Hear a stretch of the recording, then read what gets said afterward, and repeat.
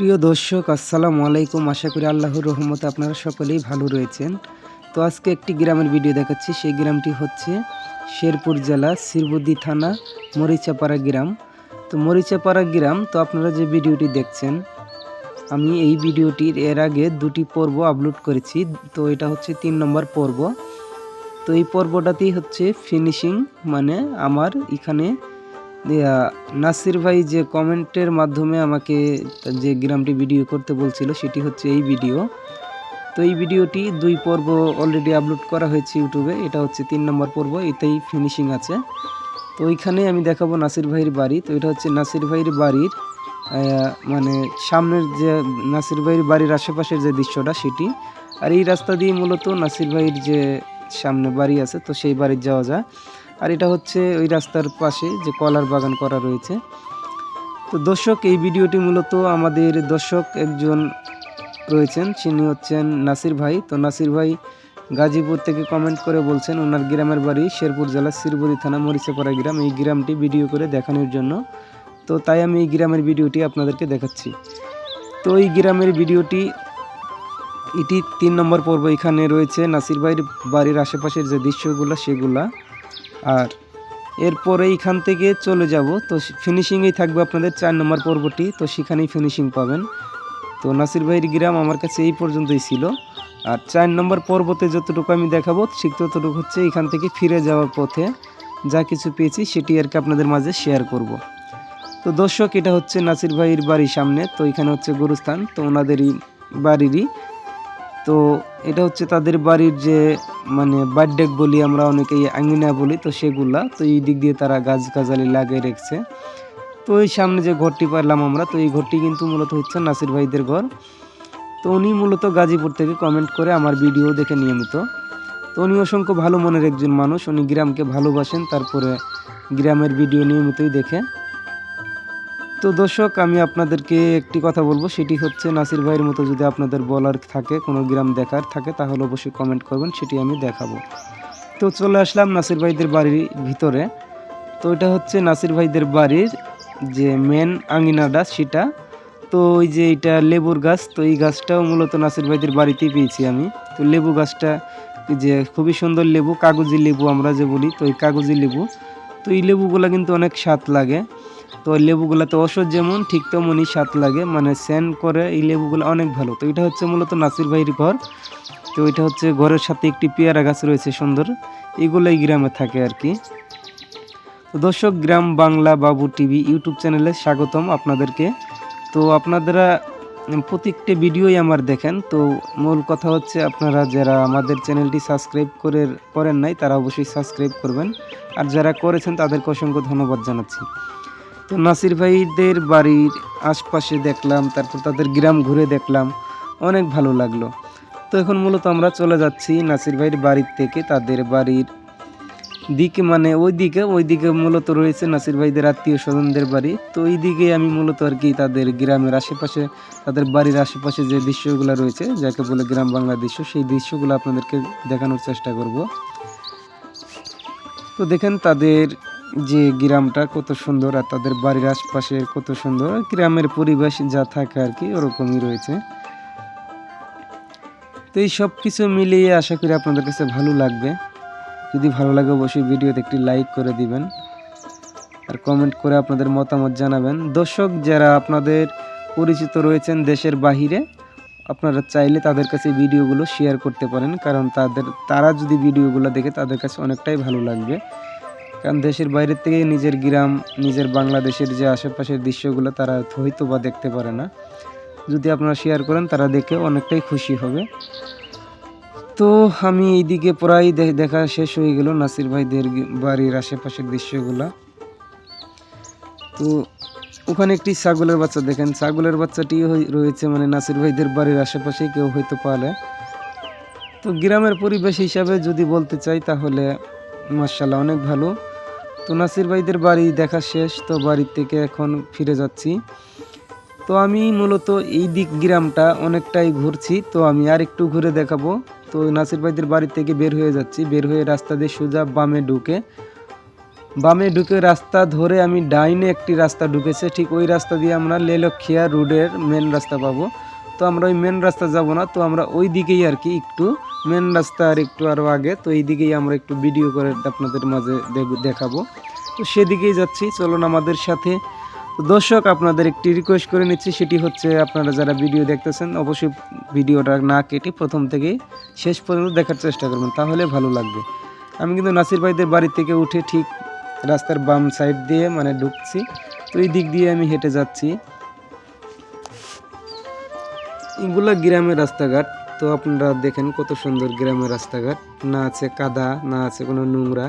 তো এগুলা হচ্ছে মূলত মাটির রাস্তা, তো খুব সুন্দর রাস্তা আর কি। আর তাদের গ্রামে ঘুরে আমি যতটুকু দেখলাম, আশেপাশের পরিবেশ মিলে সব দিকে ভালোই লাগলো আমার কাছে। তো নাসির ভাইদের গ্রাম আপনাদের কাছে কেমন লাগলো সেটি কমেন্ট করে বলতে ভুলবেন না। একটি গাড়ি আসতেছে, আমি একটু সাইডে চলে যাচ্ছি। এগুলো হচ্ছে অটো ভ্যান, এগুলা আমাদের গ্রামে চলে, এগুলো শহরেও দেখা যায়।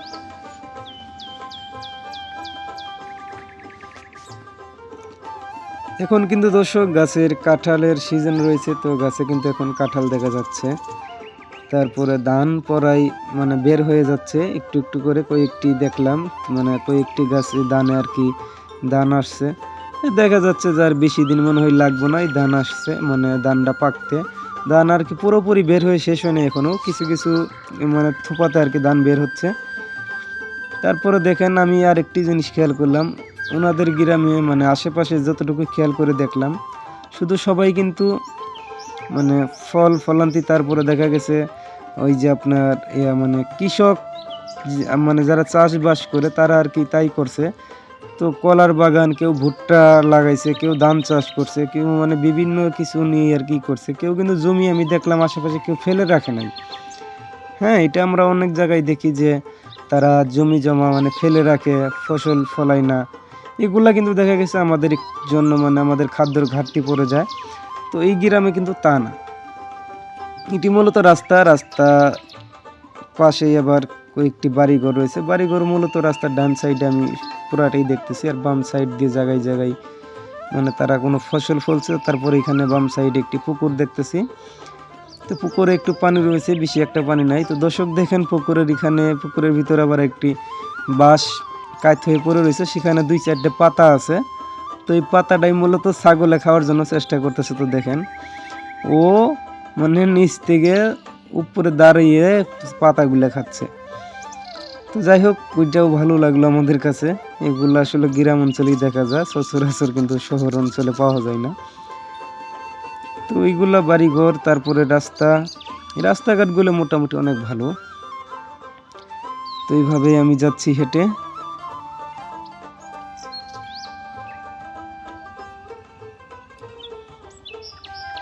এখানে একটি পিচ্ছি, তো পিচ্ছিটা দেখতেছে যে আমি ভিডিও করতেছি, তো ওইটাই আর কি দেখলো।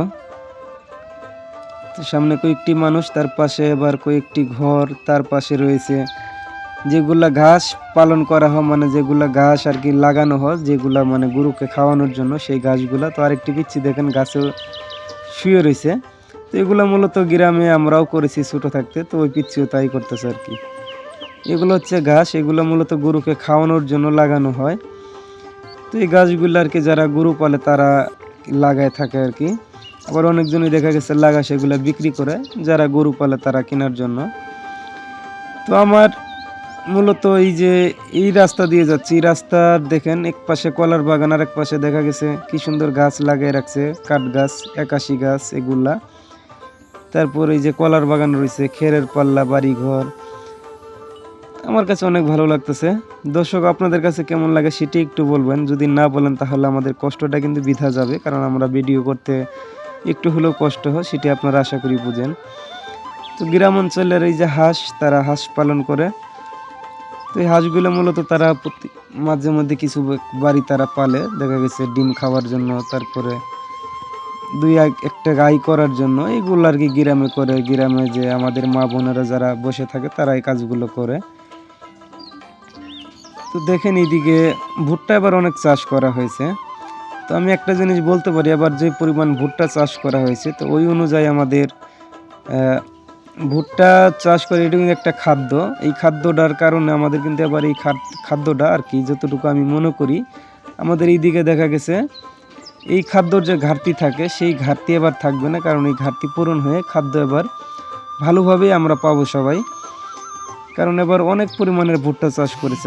আমি সামনে যাচ্ছি তো আরও দেখতে পারবেন অনেক ভুট্টাই রয়েছে সেই দিকে, কারণ সেদিকে আমি দূর থেকে দেখলাম শুধু ভুট্টা ছাড়া আর কিচ্ছু দেখা যায় না।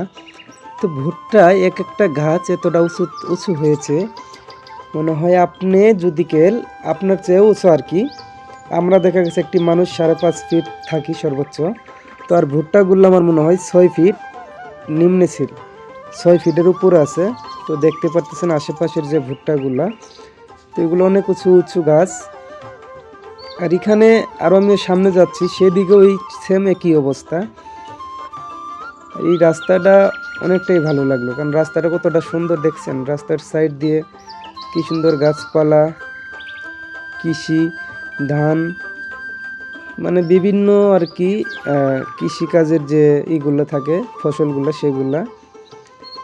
রাস্তাটা মাটির, কারণ এদিকে হিসেব অনুযায়ী পাকা হওয়ার প্রয়োজন, কারণ যে রাস্তা এইগুলো রাস্তা পাকা হওয়ারই কথা, কিন্তু পাকা না হয়েও একদিকে ভালো হয়েছে, কারণ পাকা হলে পরে এই গ্রামের পরিবেশটা এতটা সুন্দর লাগতো না। কারণ এই মাটির রাস্তা অনেক আমার পছন্দ, কারণ ঢাকার শহর মাটির রাস্তা দেখাই যায় না, শুধু পাকা আর পাকা, এই জন্য মাটির রাস্তা আমার খুব পছন্দ।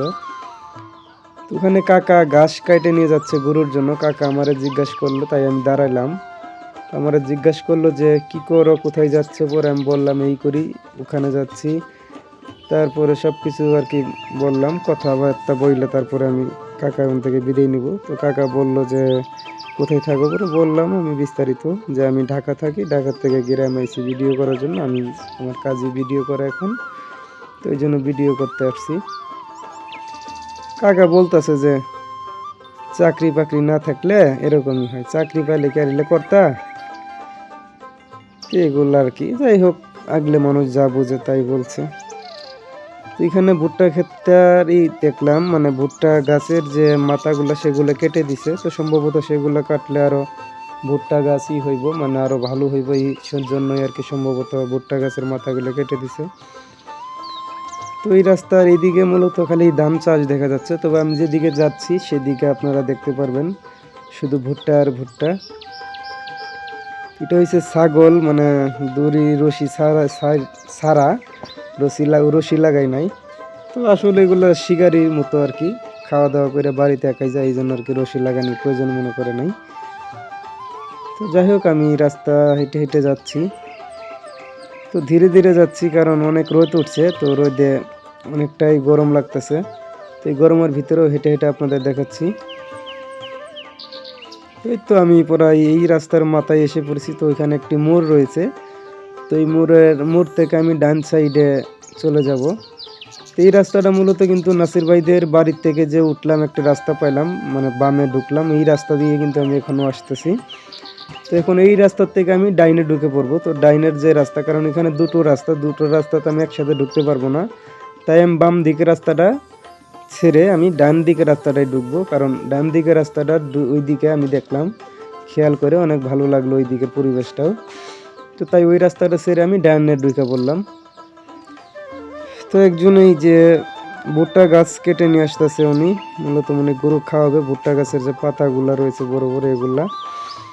কাকালে গেলাম, মানে যে এই রাস্তাটা কোন দিকে গেছে আসলে, কাকা বললো যে এই রাস্তাটা সোজা লেলক্ষিয়ার ওই দিকে গেছে, তো বইলে আর কি গেল গা। পুরো কাকাকে ধন্যবাদ জানিয়ে আমি চলে যাচ্ছি আবার ওই দিকে। এটা হচ্ছে সেই রাস্তা, এই রাস্তায় আমি যাব না, আমি মূলত আর কি এইদিকে একটু দেখাই, আবার যে রাস্তা দিয়ে কাকা আসলো এই রাস্তা দিয়েই কিন্তু আমি সামনে যাব।